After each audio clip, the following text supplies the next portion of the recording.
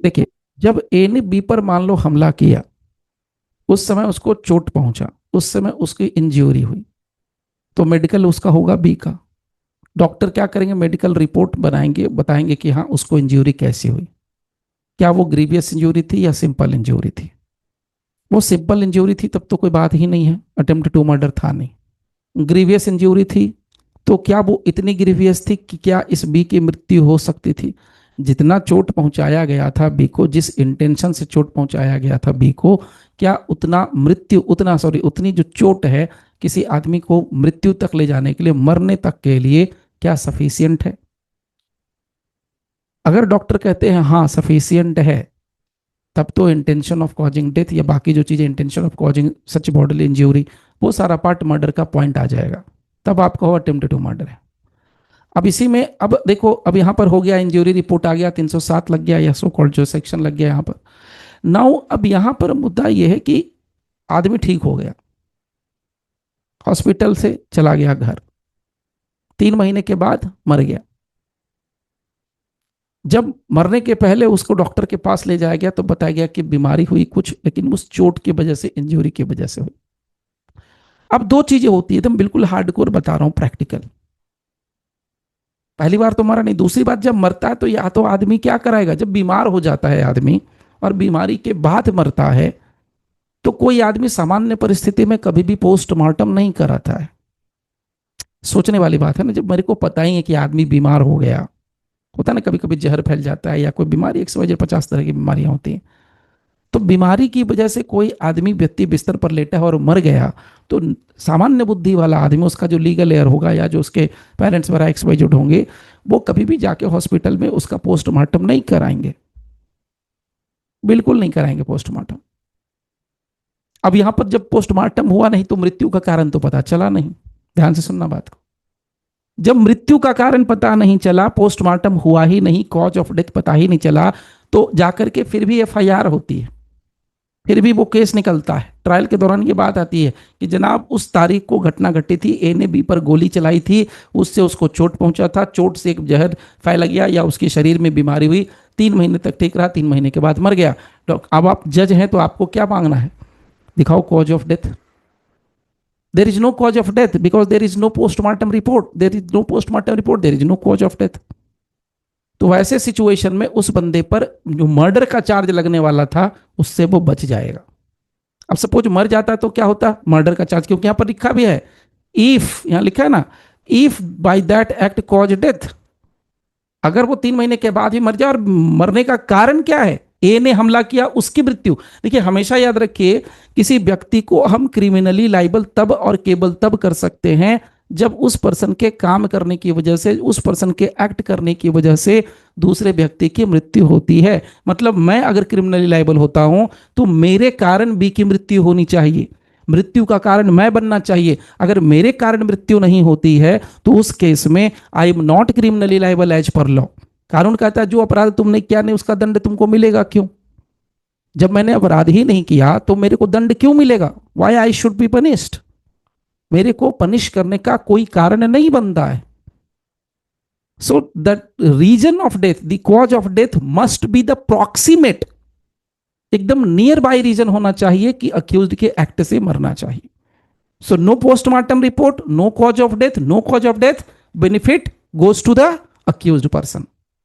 अब वहां पर तिकड़म लगाएंगे जज साहब के सामने, बोलेंगे सर ये तो मामला ही अटेम्प्ट टू मर्डर का नहीं है, ये तो कल्पेबल होमिसाइड का भी नहीं है, ये तो सिंपल मामला है, इंजूरी का है, इसको ग्रीवियस इंजूरी सिंपल इंजूरी बना के छुट्टी। मतलब फायदा किसको होगा, अक्यूज्ड को। विक्टिम क्या होगा, परेशान होगा। विक्टिम कहेगा भाई ये तो गलत है, आदमी मर भी गया और सजा नहीं हुई, तो गलती किसकी है, विक्टिम की। हम लोग कानून नहीं जानते हैं, जानते हैं तो उसको अप्लाई नहीं करते हैं, बहुत सारे रीजंस की वजह से, वो हमारी गलती होती है। दूसरा ऑप्शन, 3 महीने बाद मरता है आदमी और ये विजिलेंट होता है, विजिलेंट मतलब अलर्ट रहता है, पोस्टमार्टम करवा दिया, पोस्टमार्टम अगर करा दिया या डॉक्टर ने बिना पोस्टमार्टम के मान लीजिए कॉज ऑफ डेथ दे दिया, मान लेते हैं एक वर्स्ट सर्कमस्टांसेज में डॉक्टर साहब ने लिख करके दे दिया कि जो आदमी मर गया उसके मरने का कारण सो एंड सो बीमारी है, इस बीमारी की वजह से उसकी मौत हुई है, और ये बीमारी कैसे हुई है तो उस चोट लगने की वजह से हुई है। अगर मैंने ये कहा, यानी डॉक्टर की रिपोर्ट में लिखा है कि चोट लगने की वजह से एक बीमारी हुई और इस बीमारी से सामने वाला व्यक्ति मर गया। अब सवाल मेरा सीधा आप लोगों से यह है कि क्या मैंने, ठीक है, मैंने चोट पहुंचाई थी, मेरे चोट लगने की वजह से वो बीमारी हुई और उस बीमारी की वजह से मृत्यु हुई, तो क्या मैं क्रिमिनली लायबल हो जाऊंगा? क्या मैं मर्डर के लिए लायबल होऊंगा या मेरे ऊपर अटेम्प्ट टू मर्डर का ही चार्ज लगेगा? बताइए, सोच के समझ के बताना है। एकदम सिंपल सा सवाल है, अगर नहीं समझ में आए तो भी पूछ लेना दोबारा, आ गया तो अच्छी बात है। आंसर बताओ आप लोग, क्या होगा आंसर?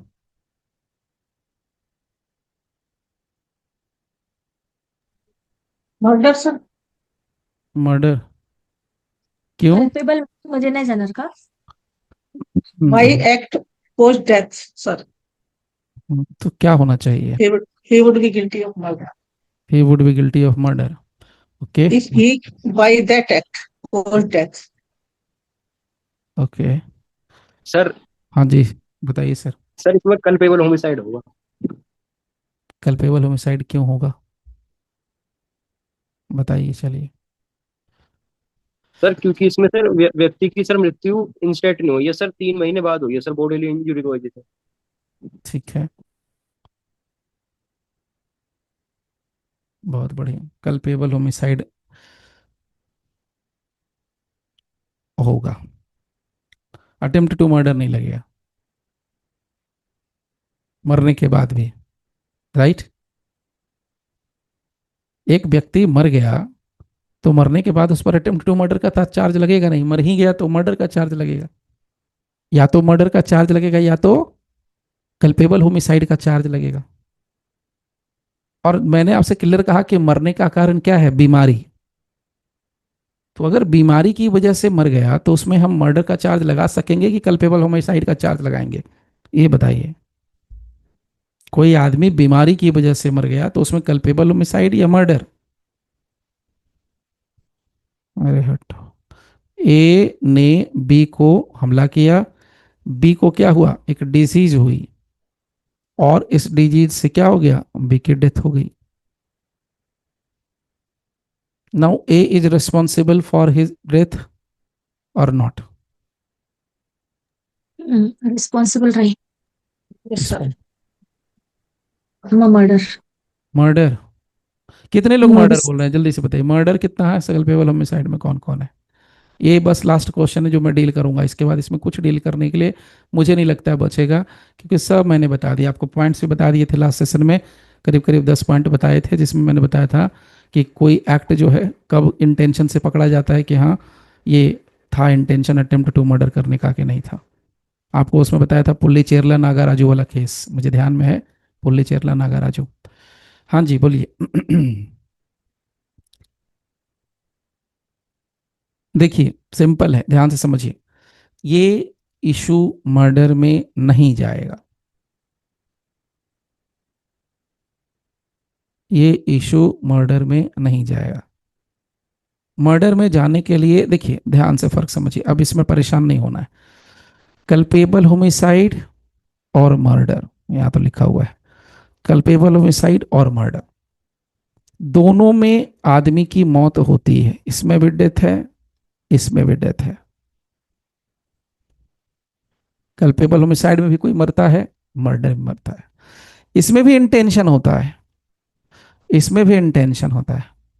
फिर दोनों में इंटेंशन है तो इसके इंटेंशन इसके इंटेंशन में क्या फर्क है? ये तो मैंने बताया था आप लोगों को, याद है? कल्पेबल होमिसाइड का इंटेंशन क्या होता है सर और कम होता है मर्डर मर्डर एज का? Compare to murder. हाँ जी सर। सर कल्पेबल होमिसाइड में जो व्यक्ति गोली चला रहा है या फिर सर जो अक्यूज्ड है उसका intention as compare to murder sir low होता है, उसका इंटेंशन इतना नहीं होता, हम्म। डिग्री कम होती है। ओके, ठीक है। तो मतलब बड़ा क्लियर है कि यहां पर इंटेंशन होगा, लेकिन इंटेंशन में जैसे मैंने बताया भी था, इंटेंशन में इंस्टेंट डेथ वाला इशू जब आएगा तो मर्डर होता है, सिंपल पहचान लीजिए। या मर्डर की जो डेथ, यानी जो डेथ का जो इशू होता है, जो डेथ का जो मैटर होता है, वो इसके इसके मामले में, कल्पेबल होमिसाइड के मामले में जल्दी होता है। इसका जो इंजरी होगा, मर्डर में जो इंजरी होगा वो ज़्यादा होगा, कल्पेबल होमिसाइड में चांसेस कम होते हैं। अगर किसी को एक बार चाकू मारा और 4 दिन के बाद मर गया, और किसी आदमी को 10 बार चाकू मारा और 10 घंटे में या 5 घंटे में मर गया, तो क्या मतलब समझा जाएगा? मर्डर समझा जाएगा, कल्पेबल होमिसाइड।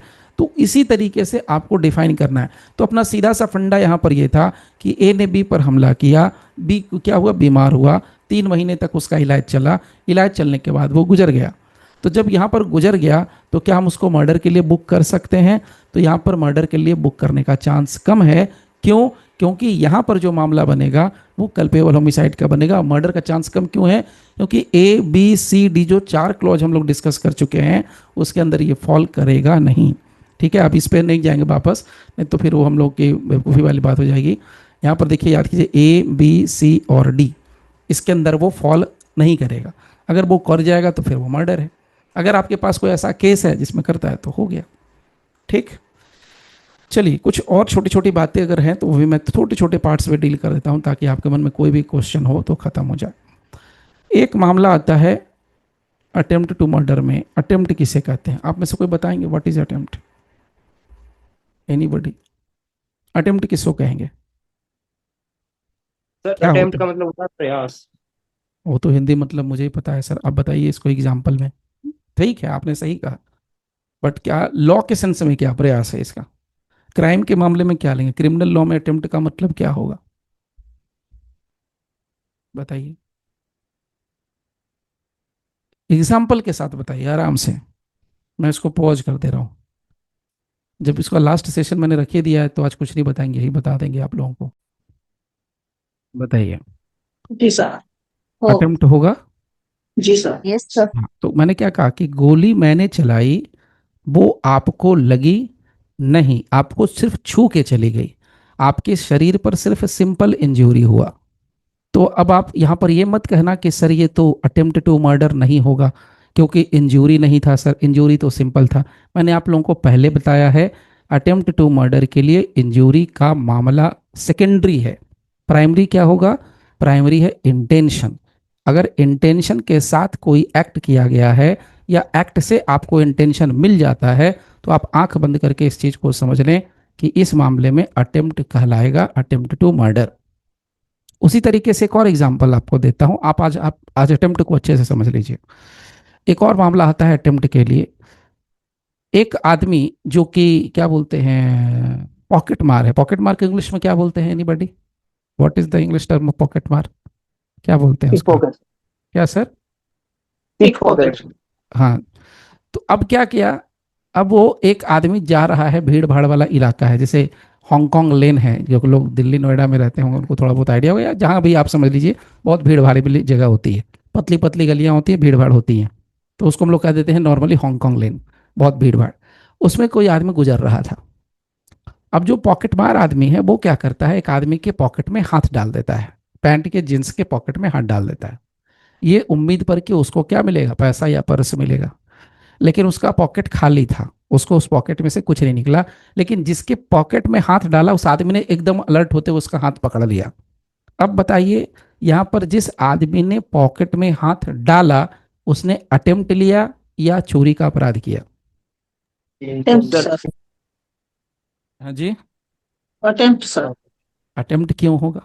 बढ़िया है, बहुत बढ़िया जवाब है, बट अटेम्प्ट क्यों कहेंगे इसको, सवाल ये है। चोरी तो हुई नहीं ना सर। ओके, सर हाँ बोलिए बोलिए, मैं सुन रहा हूँ। सर इसमें एक्ट तो हो गया पर सर उसे जो मोटिव था वो अचीव नहीं हुआ उसका। एक्ट हो गया, मोटिव अचीव नहीं हुआ, तो मोटिव अचीव ना हो उससे क्या फर्क पड़ता है? मोटिव तो बड़ी बात होती है सर, मोटिव तो बहुत बड़ा है।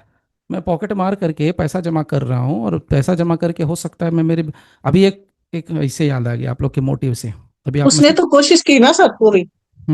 मोटिव से क्या याद है, आप लोगों ने सुना होगा ये न्यूज रिसेंटली, ये आंध्र प्रदेश का एक न्यूज है। एक हस्बैंड वाइफ है, वाइफ कहीं पर काम करती है और हस्बैंड ऑटो चलाता है। उसकी 2 बेटियां हैं और दोनों बेटियां पढ़ाई में बहुत टॉप लेवल की हैं।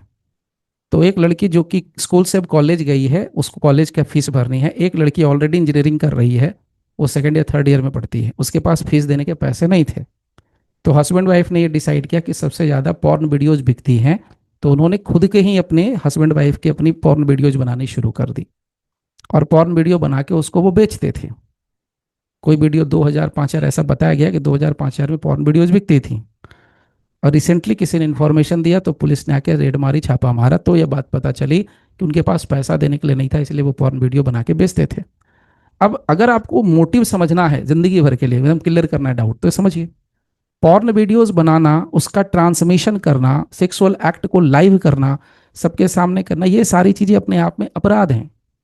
आपका मोटिव अच्छा है, क्योंकि आप ये सब क्यों कर रहे हो? आप इसलिए कर रहे हो ताकि आप अपने बेटी के स्कूल के कॉलेज के फीस भर सको। आपका मोटिव इज वेरी गुड, आपका मोटिव बहुत अच्छा है, आपकी सोच बहुत अच्छी है, आपका इंटेंशन नहीं, आपका सोच बहुत अच्छा है। लेकिन इंटेंशन क्या है? आप ऑटो चलाते हैं, आपका पैसा नहीं आता, वो घर में जाके काम करती है, उसका पैसा नहीं आता। सो इंटेंशन है कि ये काम करके जो गलत है, सरकार कहती है, भारत का कानून कहता है ये गलत है, वही काम करके तुम क्या कर रहे हो? पैसा कमा रहे हो। तो आप समझे, जिस काम को कहती है सरकार या कानून किताब का कहता है अपराध है, वही काम करते हैं, तो वो क्या है? इंटेंशन। इंटेंशन के साथ किया एक्ट। और मेरा सोच कितना भी महान हो, कितना भी महान हो, तो महान सोच के लिए गलत काम अगर करते हैं तो भी कानून कहता है कि भैया ये अपने आप में अपराध है।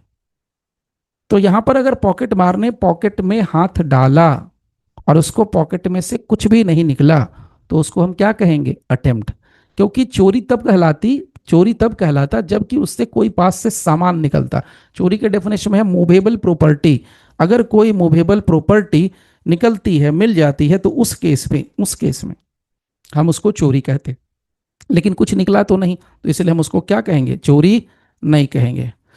एक और मामला दिखाता हूं आपको। अटेम्प्ट देखिए, अच्छे से समझ लीजिए, ये अपने आप में एकदम सेपरेट है अटेम्प्ट का टॉपिक। चलिए एक और एग्जांपल आप लोग को देता हूं अटेम्प्ट का। मान लीजिए कि कोई पर्सन क्या करता है? झगड़ा करता है सीट के लिए, ट्रेन में। अक्सर होता है, मैं रियल लाइफ बताता हूँ एग्जांपल।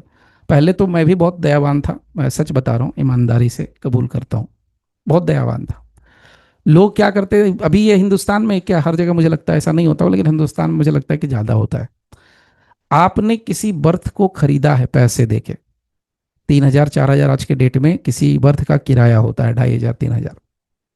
और आप थोड़ा सा वॉशरूम चले जाएं या थोड़ी बॉडी को रिलैक्स करने के लिए इधर उधर निकल जाएं, तो कोई दूसरा तीसरा व्यक्ति जो खड़ा होगा तुरंत आके उस सीट को बैठ जाएगा, कब्जा कर लेगा। ये हर जगह है। और उससे भी खतरनाक मामला क्या होता है? जब लोकल लोग आके बैठ जाते हैं। जैसे कोई गाड़ी मान लो चली कहाँ से, झारखंड से पहुंची हरियाणा, तो हरियाणा के लोकल लड़के घुस के ज़बरदस्ती बैठ जाएंगे। पहुंचा गुजरात तो गुजरात के लोग घुस जाएंगे। पहुंचा महाराष्ट्र तो महाराष्ट्र के लोग घुस गए। पहुंचा बंगाल तो बंगाल के लोग बैठ गए। पहुंचा उड़ीसा तो उड़ीसा के लोग। तो वहां पर क्या होता है, उनका हालांकि सीट का पैसा आपने दिया है, बट स्टिल वो क्या करते हैं? कब्जा कर लेते हैं। तो होता क्या है नॉर्मली, सामान्य तौर पर, कि आपने पे किया है और दूसरे आदमी एंजॉय कर रहा है, फायदा उठा रहा है, और आप क्या है? साइड में है। अब इस बात में हो गया तू मैं झगड़ा हो गया। अब झगड़ा हो गया तो जो लोकल बंदे हैं उनको तो अलग ही गर्मी होती है, तो कहते हैं जी हम तो लोकल हैं। और ऐसा ही किया उसने, क्या किया, एक आदमी ने झगड़ा किया और उसने बहुत तेज, जो कहते हैं ना कि सर को पकड़ करके, वो सीट के बर्थ के जो होता है ना रॉड वगैरह, लोहा का जो सीट रहता है, उस पर बहुत तेज मारा उसने। उसका सर फट गया, ब्लीडिंग होने लगी। अब सर फट गया, ब्लीडिंग होने लगी, तो क्या हम इसको अटेम्प्ट कहेंगे? अटेम्प्ट टू मर्डर कहेंगे कि नहीं कहेंगे? सर फट गया, ब्लीडिंग होने लगी, कहेंगे या नहीं कहेंगे? सर कह सकते हो अटेम्प्ट। मन्ना मन्ना नहीं सर, इंटेंशन इंटेंशन तो नहीं थी ना सर, इंटेंशन नहीं थी? मारने की सर। मारने की इंटेंशन प्रीवियस नहीं? मतलब इंटेंशन मारने की थी कि नहीं थी? नहीं थी सर। नहीं थी। तो इसमें क्या, क्यों करें कि नहीं थी? सर प्रीवियस हर्ट है सर। सर फट गया मैडम, खून निकल रहा है आदमी का, ग्रीवियस हर्ट कैसे बताएंगे हम लोग?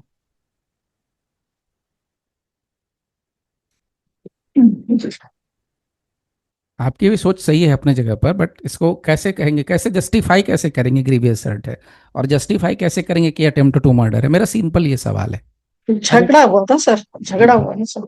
हाँ बिल्कुल ठीक है, झगड़ा हुआ था, ये भी हम्म, मैं मानता हूँ। There was no premeditation, कोई जाति दुश्मनी नहीं है, कोई खानदानी दुश्मनी नहीं, कोई जमीन का झगड़ा नहीं है, कोई विवाद नहीं है पहले जी। से, दोनों एक दूसरे को जानते नहीं है, ये भी मैं मानता हूँ। There is a heat of passion, ये भी मैं मान रहा हूँ कि यहाँ there is a heat of passion, altercation था, उसमें दोनों के बीच झगड़ा हुआ और उसमें हुआ। तो इसको अटेम्प्ट टू मर्डर नहीं मानेंगे तो क्या मानेंगे?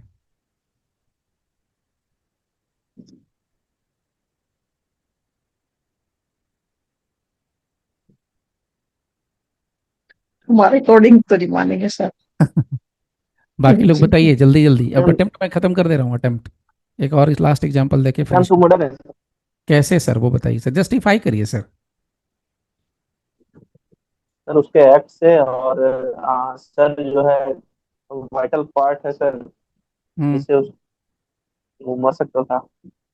वाइटल पार्ट है उससे वो मर सकता था, एक्ट है उसका, ठीक है, ठीक है। सर हाँ जी सर। सर इसमें ये हीट ऑफ पैशन में हुआ sir, grave and sudden provocation लगेगा इसमें तो। क्यों हीट ग्रेव? ऑफ पैशन में। तो grave and sudden heat of passion में। अच्छा ठीक है, ग्रेव एंड सडन प्रोवोकेशन कैसे लगाएंगे बताइए? सर इसमें, सर एक बार प्लीज क्वेश्चन रिपीट कर देंगे सर। सिंपल है सर, सीट का झगड़ा है, एकदम सिंपल क्वेश्चन है। सीट का झगड़ा हुआ है, तो मैं तो होती है सीट के लिए। अब मैं कह रहा हूँ मेरी सीट है, मैंने पैसे दिए, मैं नहीं छोड़ूंगा सीट। वो कहता है भाई गाड़ी करनाल से गुजरेगी तो मैं तो छोड़ूंगा नहीं, हरियाणा से जा रही है, मतलब मैं उठूंगा ही नहीं चाहे जो हो जाए।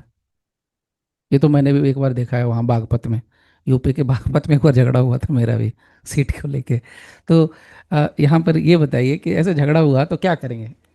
झगड़े में हाथापाई हो गई, आगे चल गई बात, एक ने धक्का मारा, सर फट गया, बताइए। सर ये अटेम्प्ट टू कल्पेबल होमिसाइड होगा सर, इसमें हीट ऑफ पैशन में हुआ सब। तो मरा कहाँ सर जो कल्पेबल होमिसाइड हो गया? मरा ही नहीं है बंदा। Sir attempt sir, culpable homicide sir, attempt to culpable homicide.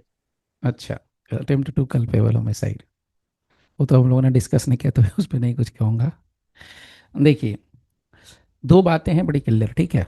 अच्छा है, ठीक है, सब अपना अपना यही अच्छी बात है, आप लोग अपने अपने हिसाब से लगाते हैं और लगाना भी चाहिए, अप्लाई करिए जुडिशियल माइंड का।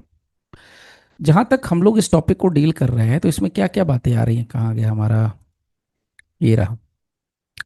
देखिए, जब हम लोग बात कर रहे हैं अटेम्प्ट टू मर्डर की, तो मर्डर के लिए तो ए बी सी डी ये चार पार्ट होना चाहिए, बट बड़ा बहुत आराम से बता रहा हूँ, ठीक है? इसके बाद आइए कि मर्डर के लिए क्या नहीं लगना चाहिए, exception.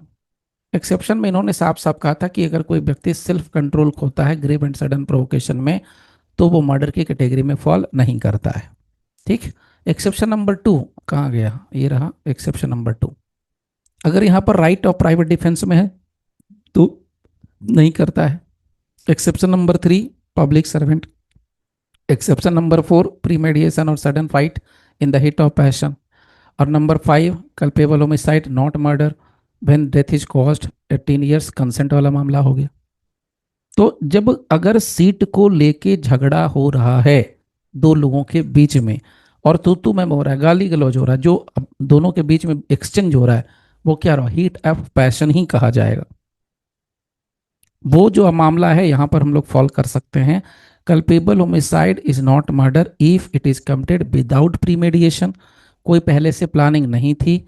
Sudden fight in heat of passion under a sudden quarrel and without the offender's having taken undue advantage और एक्टेड इन ए क्रूअल और अनयूजुअल मैनर।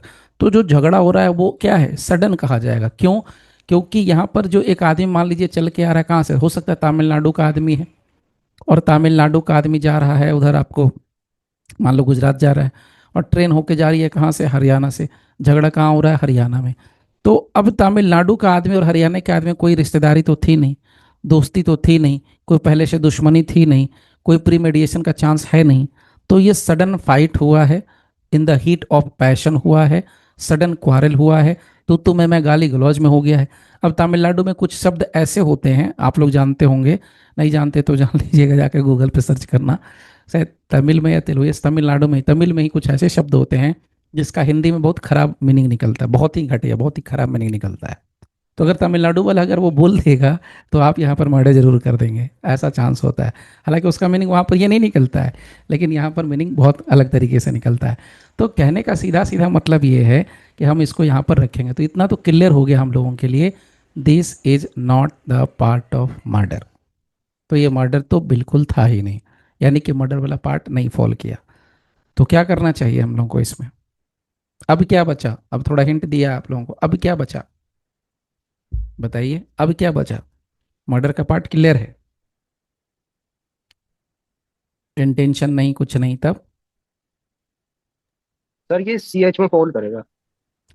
कल्पेबल होमिसाइड में फॉल करेगा। हाँ जी सर, सर इसमें मृत्यु नहीं हुई है ना व्यक्ति की सर, तो ये नहीं। अटेम्प्ट टू CH हो गया। हम्म। अब देखिए कल्पेबल होमिसाइड में क्या होता है, कल्पेबल होमिसाइड में भी मरना तय है, मर्डर में भी एक आदमी का मरना तय है। अब अटेम्प्ट में कोई नहीं मरता, अटेम्प्ट टू मर्डर में भी आदमी जिंदा रहेगा, अटेम्प्ट टू कल्पेबल होमिसाइड में भी जिंदा रहेगा। तो डेफिनेटली चूंकि यहाँ पर सर फट चुका है, तो यहाँ पर सामान्य तौर पर क्या होगा मैं आपको बताता हूँ, कल्पेबल होमिसाइड में भी इसको कवर नहीं करेंगे, इसको अटेम्प्ट टू मर्डर में ही कंसीडर करेंगे। मैं बताता हूँ प्राइमा फेसाई, पहले बात को समझिएगा, फिर अगर डाउट होगा तो पूछ लेना, मैं बिल्कुल क्लियर करूंगा।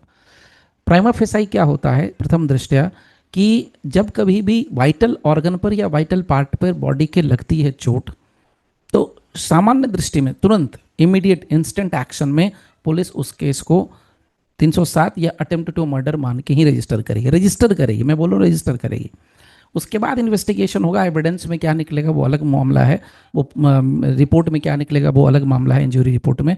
लेकिन अगर हम बॉडी का वाइटल पार्ट की बात करते हैं, तो जो नॉर्मल कट वट देख करके, ब्लीडिंग का सिचुएशन देख करके, या बॉडी का पार्ट्स देख करके भी लोग क्या करते हैं, सीधे सीधे लगा देते हैं। हाँ, इसमें एक चीज़ मैं पहले क्लियर कर दे रहा हूँ, ध्यान से समझिएगा।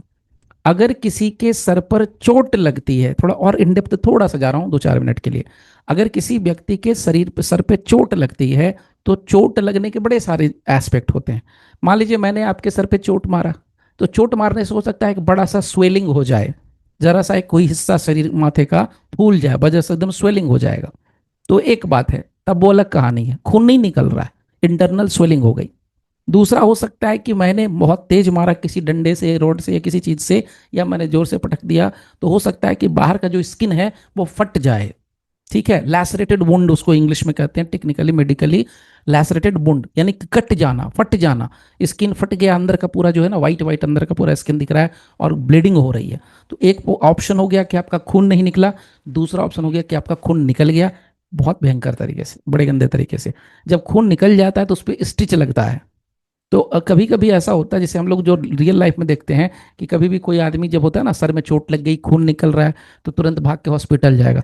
तो जो पुलिस वाले वो क्या करते हैं पता है, वो पुलिस वाले करेंगे स्टिच काउंट करेंगे, कितने टाँके लगे थे, टाँके मतलब स्टिच, कितनी स्टिच उसको लगी थी, 3 लगी थी, 4 लगी थी, 5 लगी, 3 से मैक्सिमम पड़ गया, या टाँके भी मतलब 2 भी स्टिच लग गए, तो कहते हैं कि भाई ये ग्रीवियस इंजरी है, मतलब एक तरीके से इसको अटेम्प्ट टू मर्डर कंसीडर करते हैं। ये पूरे हिंदुस्तान में ऐसा है, मैं दिल्ली की बात कर लेता हूँ, वहाँ भी ये कंडीशन मानते हैं। और दिल्ली में तो क्राइम रेट बहुत ज़्यादा है, बहुत ज़्यादा क्राइम रेट है, आप लोग को पता है, वहाँ पर तो अजीब अजीब तरह के लोग क्राइम करते हैं, पता नहीं कहाँ कहाँ के हैं, और द्वारका मोड़, ये सब कुछ ऐसे एरियाज हैं जहाँ पर खूब क्राइम होता है। तो नाउ यहाँ पर कुल मिलाकर के नट शेल में मैं आपसे सिंपल भाषा में कहूँ, तो ये अटेम्प्ट टू मर्डर का पार्ट होगा। कल्पेबल होमिसाइड का पार्ट तब होता जब इसमें हम ये वाला पार्ट जो है ना, अटेम्प्ट टू कल्पेबल होमिसाइड कहाँ गया, ये देखिए मैं दिखाता हूँ, यहाँ देखिए ये वाला पार्ट, ठीक है, यहाँ whoever does any act with such intention or knowledge under such circumstances, यही तो पकड़ना होता है, that if that he or by that act caused death, he would be guilty of culpable homicide not amounting to murder। अब यहां पर क्या कर रहा, if he by that act caused death, अगर वो तुरंत मर गया होता तब तो मर्डर होता, नहीं मरा तब की बात कर रहे हैं, तब की बात कर रहे हैं, अगर मर गया होता तो नहीं मरा तब के सिचुएशन में डील करेंगे। तो उस केस में यहाँ पर एक और लास्ट एग्जांपल देता हूं, टेंशन नहीं लेना है, और भी क्लियर हो जाएगा। देखिए सेक्शन हम लोग जो है यहाँ पर 109 BNS देख रहे हैं, और आईपीसी में है सेक्शन 307, 307, दोनों सिमिलर है। सेक्शन 307 या 109 इस बात को डिसाइड करता है कि जो पर्सन ऑफेंडर है उसका एक्ट और उसके एक्ट का रिजल्ट, इन दोनों में डिफरेंस क्या है। फिर से रिपीट कर रहा हूं, एक एक्ट जो किया, जो हमने काम किया उसमें, और उस काम का रिजल्ट क्या होता है उसमें, ये डिफरेंशिएट करता है। मैंने पहले भी शायद कहा होगा आप लोग को पक्का कि कोर्ट कभी भी, कोर्ट को डायरेक्शन है, मैंने सुप्रीम कोर्ट कहती है कि भाई कोर्ट को चाहिए इस बात को कंसीडर करना, रिजल्ट नहीं देखो, never look at the result, कभी रिजल्ट पर फोकस मत करो। रिजल्ट का मतलब कि आप इस पर फोकस मत करो कि आदमी मरा कि नहीं मरा, कितना चोट पहुंचा या चोट नहीं पहुंचा, इस पर कंसीडर मत करो। आप कंसीडर किसको करो, इंटेंशन को करो। आप कंसीडर किसको करो, नॉलेज को करो। आपको इन दोनों को देखना है। तो अगर कोई पर्सन का एक्ट इस तरह का है कि जिसमें इंटेंशन दिख रहा है लेकिन बॉडी के, शरीर के हिस्से पर कोई इंजरी उस तरह की नहीं दिखती है, तो भी हम उस पर्सन के लिए कहेंगे कि उसने अटेम्प्ट टू मर्डर ही किया है, उसने हत्या का प्रयास ही किया है। एक मामला है हरि सिंह करके, मैं उसमें रिसाइटेशन लिखने की जरूरत नहीं पड़ेगी, मैं सिंपल बता देता हूं। उसमें सुप्रीम कोर्ट ने टाइम एंड अगेन, पहले भी कहा था, इसमें भी कहा है कि जब कभी भी आपको देखना हो तो नेचर ऑफ द वेपन, अगर हथियार का इस्तेमाल हुआ है, ध्यान से सुनना, अगर कोई केस आपके पास आता है, एफआईआर आपके पास आता है, उसमें हथियार का जिक्र है, तो उसमें आपको क्या देखना है, वेपन का नेचर। भाई पिस्टल है कि चाकू है कि तलवार है कि भाला है कि डंडा है कि लाठी है कि कुल्हाड़ी है, क्या है वो, कि पेन है कि पेंसिल है, क्या है, कुछ भी हो सकता है। हथियार तो कुछ भी हो सकता है। ये सिंपल जो हम लोग स्क्रू ड्राइवर लेके घूमते हैं घरों में, जो इलेक्ट्रिशियन लेके आते हैं, वो भी एक हथियार है। कहने को तो घर में जो आप खाना बनाने का चाकू, वो भी एक हथियार है, क्योंकि उससे भी किसी आदमी की जान ली जा सकती है। So nature of the weapon is important if weapon has been used by the offender. अगर ऑफेंडर ने वेपन का इस्तेमाल किया है तो वेपन का नेचर जानना बहुत जरूरी है, और उसके बाद इंटेंशन दिखेगा कि भाई कितना बार मारा है, कैसे मारा है, बॉडी के किस हिस्से पर मारा है, ये सब बाद में देखेंगे। पहले हथियार देखो, फिर बॉडी का पार्ट्स देखो कहां पर मारा है। अब बॉडी का पार्ट्स दिखता है, प्राइमा फेसाई बॉडी का पार्ट्स दिखता है, तो भाई उसी से तो आइडिया लगता है कि भाई किस चीज से मारा है। अब कुल्हाड़ी से मारेगा तो कट जाएगा आदमी, कुल्हाड़ी से तो 2 टुकड़े हो सकते हैं। ऐसे ऐसे ना ब्रूटल तरीके से मर्डर दिखाया है जिसमें क्या करता है, जिंदा आदमी का जो है ना हार्ट निकाल लिया है, एकदम हार्ट पे ही चाकू से मारा जीवित आदमी को, जिंदा को, और मारेगा तो ऑब्वियसली मरेगा, उसके बाद जिंदा जो धड़कता हुआ दिल है जो निकाल लिया। इसको कहते हैं ब्रूटल मर्डर, ये सीधा सीधा मर्डर है। ओके, अब इसके कुछ एग्जांपल्स मैं और आगे आपको देता हूं अटेम्प्ट टू मर्डर का, ध्यान से सुनिएगा। अगर कोई पर्सन यानी ऑफेंडर, अक्यूज्ड, ये कहता है कि जी मैंने जो काम किया, मैंने सामने वाले को चोट पहुंचाया, मैंने जो कुछ भी किया वो प्राइवेट डिफेंस था, जो मैंने किया वो सेल्फ डिफेंस था। ठीक है भाई, आपने जो किया वो सेल्फ डिफेंस था, प्राइवेट डिफेंस था, सब ओके है, कोई दिक्कत नहीं। लेकिन आपको क्या बताना पड़ेगा, आपके पास इंजरी होनी चाहिए, आपके पास भी ऐसा कुछ होना चाहिए जिसमें लगे कि आपने सेल्फ डिफेंस किया है। मतलब आपको एक खरोच नहीं आई, आपका एक सामान नहीं टूटा, आपका कुछ नहीं बिगड़ा, आपके किसी आदमी को चोट नहीं पहुंची, और आप कह रहे हो किसी सेल्फ डिफेंस कर रहे हैं, तो ये डाइजेस्ट होने वाली चीज नहीं है। सेल्फ डिफेंस का पहला रूल ये है, आपको भी चोट लगना चाहिए, आपको भी कहीं ना कहीं इंजरी होनी है, आपको दिखाना पड़ेगा, बताना पड़ेगा। नहीं दिखाओगे, नहीं बताओगे, तो सेल्फ डिफेंस में कंसीडर होगा ही नहीं। मैंने पहले अभी जिस ठीक वाले, इसके पहले वाले क्लास में भी बात करी थी कि आप देखिए, कभी भी पुलिस जब भी कहती है ना इनकाउंटर करती, तो क्या करती है, कहती है कि सामने वाला जो अपराधी था उसने गोली चलाई, तब हमने उसके ऊपर गोली चलाई और वो मारा गया। तो क्या करते हैं, वो दिखाते हैं कि हाँ हमारे ऊपर गोली चलाई तो हमारे कांस्टेबल को गोली लग गई, या कोई हमारा आदमी मर गया, वो दिखाते हैं। या खुद से खुद ही को गोली मार लें, अलग बात है, खुद से खुद को गोली मार ले, या सच में मान लो गोली चलाई होगी, वो भी सिचुएशन है। तो वैसे कंडीशन में आप सेल्फ डिफेंस का प्ली ले सकते हैं, अदरवाइज सेल्फ डिफेंस का प्ली नहीं ले सकते हैं। सेल्फ डिफेंस के लिए खुद को चोटिल करना जरूरी है, मतलब अपराधी, जिसको हम अपराधी करें, उसको भी चोट लगना चाहिए, उसको भी इंजरी होनी चाहिए, तभी वो सेल्फ डिफेंस कर सकता है, ये प्ले ले सकता है, अदरवाइज नो। एक और एग्जाम्पल बताया था आपको मैंने, याद कीजिए। उसमें कहा था कि एक 4 साल या सॉरी 8 साल की लड़की होती है, उसका एक आदमी रेप करता है और उसको बेहोश करके, मैंने बेहोश हो जाती है, उस कंडीशन में उसको उठा के नहर में फेंक देता है। और जिस नहर में फेंकता है वहां से वो लड़की किसी तरीके से जिंदा बच जाती है। तो जिंदा बच गई, इसका मतलब क्या हुआ? Attempt to murder. Attempt to murder का यहां पर मामला बना। अब देखिए कुछ सिचुएशन, सिंपल हर्ट, यानी कि जहां पर इंजूरी ग्रीवियस नहीं है, सिंपल इंजूरी है, उस केस में तो क्या होगा? जहां पर, ध्यान से सुनना, एकदम थोड़ा सा प्योर टेक्निकल है, ध्यान से सिर्फ सुनेंगे तो समझ में आएगा। जहां पर शरीर के ऊपर कोई चोट के निशान नहीं पाए गए, मैं क्या बोल रहा हूं, शरीर पर चोट के कोई भी निशान नहीं पाए गए। एलिगेशन ये है कि अक्यूज्ड ने, ऑफेंडर ने उसके ऊपर गोली चलाई थी, लेकिन वो गोली उसको लगी नहीं। उसके शरीर पर एक भी जख्म नहीं है, एक भी चोट नहीं है। उसने ये कहा था कि 4 लोग आए थे, 4 लोगों ने मिलकर मेरे के ऊपर हमला किया, मार पिटाई की, फिर भी कोई इंजरी नहीं है, कोई डॉक्टर की इंजरी रिपोर्ट नहीं है। तो अब ये एफआईआर क्या होगा? फर्जी होगा, झूठा होगा। जब आप कह रहे हो कि 4 लोग आए मिल के मारने के लिए, अब 4 लोग मिल करके मारेंगे तो सोच रहे हो क्या होगा उसका? और 4 लोगों ने मिल के मारा और आपके पास शरीर पर कोई इंजरी नहीं है, there is no injury at all. तो ऐसे कंडीशन में क्या दिखेगा? Intention to kill, the answer is no. तो जब इंटेंशन टू किल है नहीं, तो वहां पर क्या कहा जाएगा? ये केस अटेम्प्ट टू मर्डर के दायरे में आएगा कि नहीं नहीं आएगा? नहीं नहीं आएगा, नहीं आएगा, सिंपल है। ये भी एक केस है, मैं साइटेशन नहीं दिखा रहा हूं। इस केस का नाम मैं बताता हूँ, लक्ष्मी चांद वर्सेस स्टेट ऑफ यूपी। ये 2020 का केस है, 2020 का केस है। ठीक है। नाउ अब एक लास्ट मामला, ध्यान से सुनिएगा, उसके बाद खत्म हो जाएगी कहानी। अगर कोई फिर भी डाउट होगा, मैं इसका ना प्रॉब्लम बेस्ड क्वेश्चन आप लोगों के साथ प्योर डिस्कस करने वाला हूं, सिर्फ अटेम्प्ट टू मर्डर के ऊपर। अगर हो सकेगा तो उस पर भी करूंगा, उस थोड़ा समय देंगे। मैं चाहता हूं कि आप लोग एक एक सेक्शन पर, मेरे पास एक एक सेक्शन पर कम से कम 50 क्वेश्चन है, 50।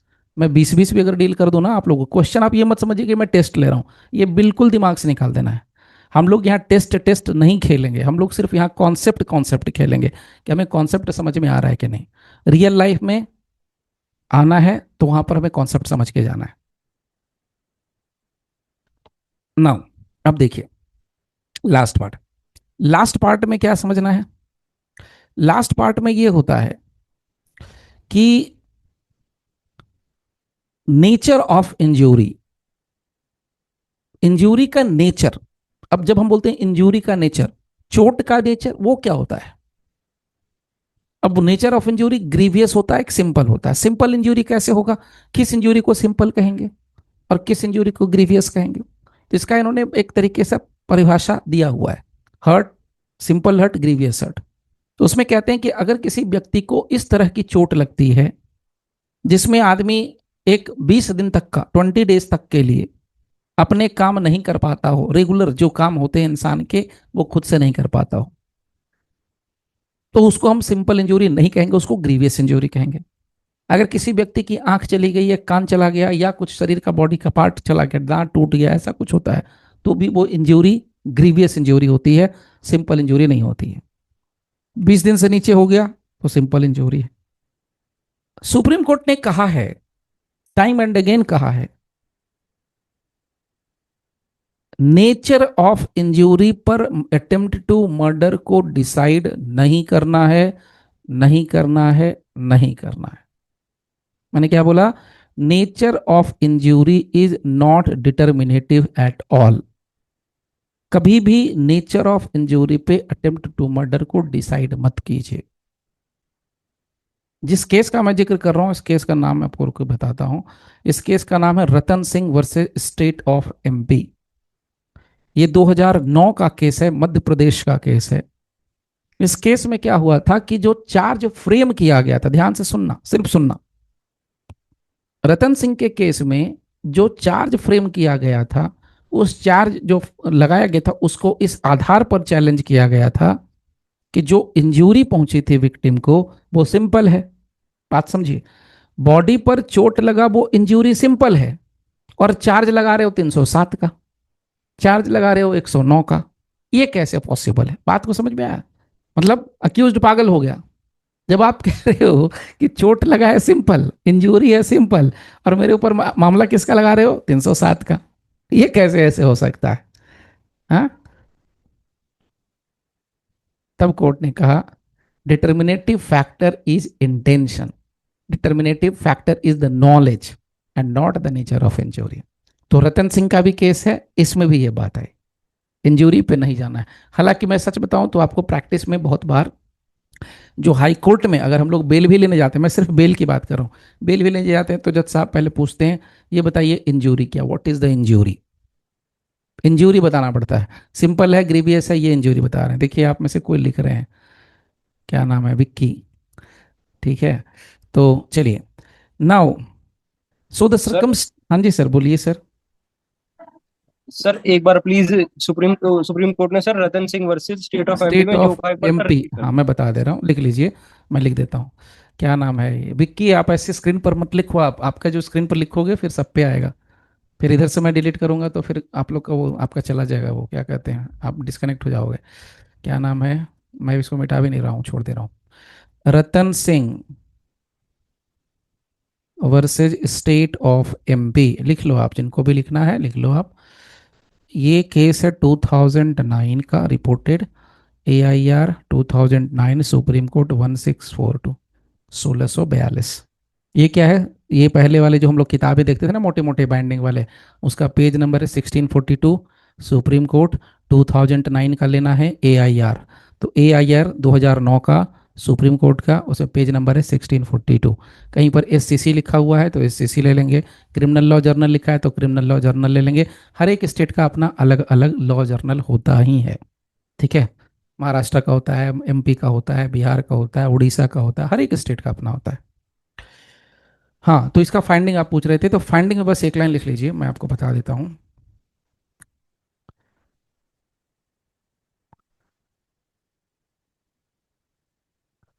द फ्रेमिंग ऑफ, ऐसा लिख देते हैं, एक ही line, the determinative factor, the determinative, एकदम घोट के पी जाना है इस चीज को बहुत।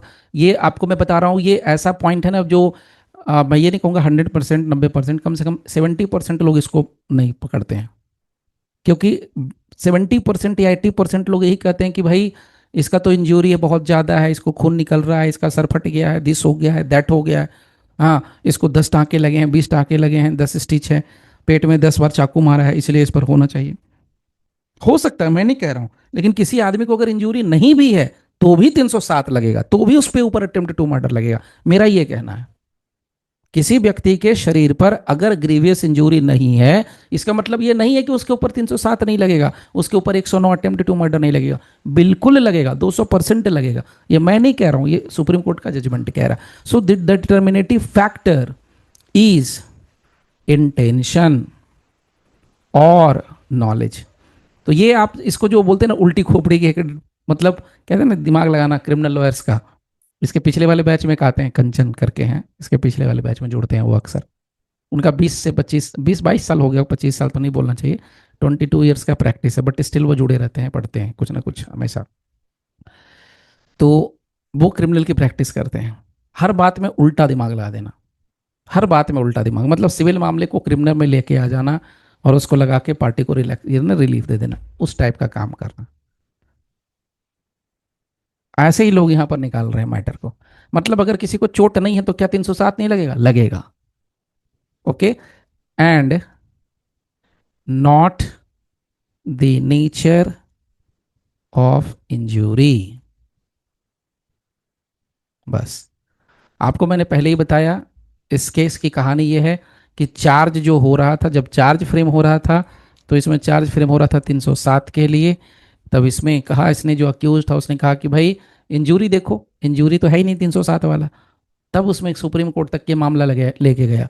तब सुप्रीम कोर्ट ने कहा रतन सिंह के केस में इंजूरी देखने की कोई ज़रूरत नहीं, हम इंटेंशन और नॉलेज देखते हैं, और बाकी चीज़ों से हमें कोई लेना देना नहीं है। क्लियर? चलिए, और अब इसमें मुझे नहीं लगता है कुछ बताने के लिए बचेगा। ओके, हाँ ठीक है, डन, अब बस हो गया। अब इसमें से कुछ नहीं बता रहा है मुझे, इसको यहीं पर कर देता हूँ पहले रिकॉर्डिंग को स्टॉप।